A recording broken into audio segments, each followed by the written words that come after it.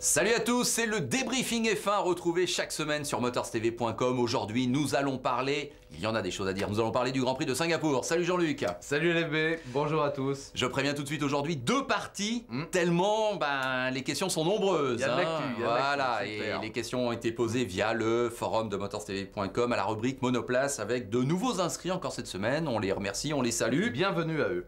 Et d'ailleurs, la première question, elle va émaner d'un de ces nouveaux internautes, Sucri, en association avec Neolink, qui va évidemment revenir et te poser la question sur la victoire d'Alonso. Je reprécise qu'Alonso a gagné devant Vettel et Weber. 25e victoire d'Alonso. Tu as vu que c'était du niveau de Jim Clark et de Niki Lauda au passage. J'avais regardé ça avant, effectivement. Une superbe victoire de Fernando qui démontre une nouvelle fois, si besoin était, on n'est pas double champion du monde pour rien. Il a mangé du pain noir chez Renault et je crois qu'il revient plus fort que jamais parce qu'il a terminé l'épreuve absolument épuisé, nerveusement, physiquement, c'était très dur. Un Grand Prix de 2 heures, c'était étouffant, c'était éprouvant. Rarement en conférence de presse, moi je l'ai entendu avec une voix aussi atone, cassé. Il avait puisé vraiment. Oui, puis tu as vu avant le podium, il s'aspergeait d'eau, il avait l'air marqué. Il était détruit. Il était vraiment détruit. Alors tu auras constaté, donc pour continuer de parler de Alonso et de ce rythme qu'il est en train de prendre, qu'il a gagné 3 des 5 derniers Grands Prix. Alors crois-tu qu'effectivement on est parti pour qu'Alonso mette tout le monde d'accord en fin de saison ? Ça pourrait. Effectivement, il a, j'allais dire, un avantage stratégique, c'est que lui, et je vais être très méchant, n'a pas d'équipier dans les pattes. C'est-à-dire que le pauvre Felipe Massa, qui rate ses qualifs, c'est pas de sa faute, il a un problème mécanique donc avec le moteur, donc il part dernier. Par parenthèse, on en parlera peut-être plus tard. Oui, tout à fait. Belle réaction pour moi de Ferrari qui exploite le règlement. Hop, je veux pas en dire plus. Donc du coup, il est tout seul devant et on a bien compris qu'en termes de niveau de performance, Alonso est pilote numéro 1, ça ne se discute même pas, même si c'est pas écrit, même si on le dit pas. Depuis l'Allemagne, on avait bien compris. Alors qu'en face de lui, il a 2 équipiers capables de se neutraliser. Un chez McLaren Mercedes, et d'ailleurs ils étaient tous les deux sur la 2e ligne et en escadron bien régulier, Hamilton et Button avancés. Et puis je ne te parlerai pas de Red Bull, Renault, on a bien compris que là aussi, chacun, et on le répète, et on l'a vu, a le droit de jouer sa carte. C'est ce qu'a fait Vettel, qui prend quelque part des points à Weber. J'ai pas de remarques désobligeantes là-dessus, ils ont raison. Moi j'aime bien le sport. Et donc Weber s'en tire par parenthèse plutôt bien pour récupérer cette 3e place dans des conditions très vite. Voilà, mais donc je veux dire, Alonso est seul.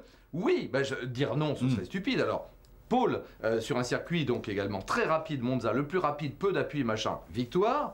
Paul, sur un circuit sinueux, moins compliqué que Monaco, mais urbain, délicat, avec 2 neutralisations, victoire. Meilleur tour à chaque fois. Oui, et comme tu dis, dans les 5 derniers Grands Prix, c'est lui qui marque le plus de points.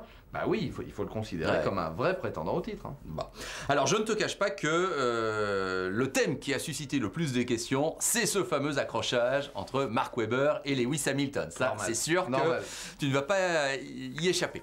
Alors, qu'en as-tu pensé ? Tu vas pas nous dire que c'est un incident de course, non, tu vas pas t'en sortir comme ça. Essaie de trouver quelque chose d'un petit peu plus. Je vais m'en sortir comme ça dans un premier temps, mais après je vais expliquer. C'est ce que j'ai dit à Shaw sur RMC en direct. Moi j'ai dit pour moi, il y a 2 pilotes qui veulent la même trajectoire, avec autant de hargne, autant de détermination, autant de talent.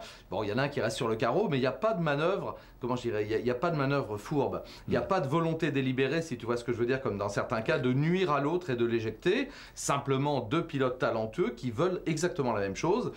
À mon avis, Hamilton, 2e incident en course quand même, plus tardivement que celui de Monza et pour cause. Mais il y a des points communs. Il en veut. Au moins, il a tenté. Et peut-être a-t-il perdu le championnat. C'est trop tôt pour le dire, parce qu'il était quand même 2e au championnat. Il régresse naturellement, mais il n'est pas hors du coup. On voit bien que c'est une tournante. C'est-à-dire que chacun, à leur tour, ils ont un résultat blanc ou presque pour des raisons diverses. Alors, attendons, il reste encore 4 Grands Prix. Mais si, pour moi, c'est... je veux dire, trouver une responsabilité, chacun pourra l'interpréter en fonction de ses amitiés, de ses inimitiés, ou de ce qu'il aime ou qu'il n'aime pas chez tel ou tel pilote. Je regrette qu'Hamilton ait perdu toutes ses chances, là, vraiment, ça c'est très dommage. Mais pour moi, je ne peux pas donner la responsabilité à Weber, je suis désolé, c'est du 50-50, voilà. On a quand même retrouvé le Weber un peu rugueux qui se laisse pas faire. Tu crois qu'on est en tête du championnat du monde de Formule 1 après 15 Grands Prix, si on se laisse faire? Non. Weber, il est solide, c'est un Australien, moi, comme je les aime, déterminé, farouche, brave. Bon, alors des fois, évidemment, on va un peu loin, mais il fallait quoi? Qu'il lui dise, ah bah non, tiens, vas-y, tu m'as passé, t'as un peu plus de la moitié de la voiture, c'est à toi. Non, il était à l'intérieur, il s'est tassé au maximum. C'est je dis qu'il n'y a pas de magouille. Ouais. Il avait le beau rôle, hein, on aurait bien pu comprendre qu'il aurait pu l'éjecter proprement à la Schumacher, par exemple. Tiens, pour dire, quand il y en a un qui est à l'extérieur et qui traîne un peu, bah tiens, hop, je t'avais pas vu, dommage. Non, là, il n'a pas fait ça du tout. On voulait les deux le même endroit, même si, et j'en conviens, Hamilton était devant. Je défends pas Weber, hein, honnêtement, mais je ne peux pas le charger non plus. Ouais. Voilà, je suis désolé. Hein. Bon. En tout cas, Kaylan, qui est une nouvelle venue, M. Brand, GG, Sgt Pepper, oui, il voulait savoir ce que tu en pensais de cet accrochage.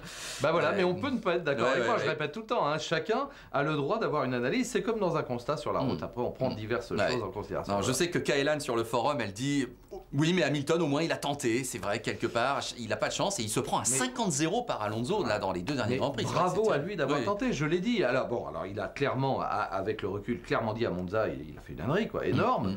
Là, on peut pas dire ça. Non. Honnêtement, il a bravement tenté sa chance, lui aussi, mais pas assez bien, je veux dire, Kubica, on va en parler sûrement après, Kubica a réussi, lui, des dépassements, donc là, bah, c'est clair que Weber l'a pas aidé. Bon, voilà. Et puis TLBD, nouveau venu aussi, bah, te poser la question sur Hamilton, a-t-il encore un espoir? Moi, je suis un peu surpris quand même qu'ils disent, bon, bah ça y est, c'est fini maintenant, je vais me concentrer. Il est même encore derrière, devant Vettel au championnat. Non, la désillusion, là, c'est normal, c'est un être humain, là aussi, il est bon, mais comme tu dis, il prend 2 résultats. Bon, ça, c'est sûr, ça fait mal, mais... Bah oui, 2 résultats nuls en 2 Grands Prix, sur des circuits où normalement, en plus, je reviens à cette stratégie, moi j'avais bien aimé ce coup de Monza, la voiture déchargée, je suis persuadé qu'avec un peu moins de précipitation de sa part, il y avait une deuxième partie de course à jouer. On va pas refaire les Grands Prix toujours sans arrêt, mais il est courageux, Hamilton, il est intelligent, il est talentueux, ça me désole de le voir perdre, mais il n'a pas perdu ses chances. Il reste 4 Grands Prix, il n'a pas perdu ses chances du tout.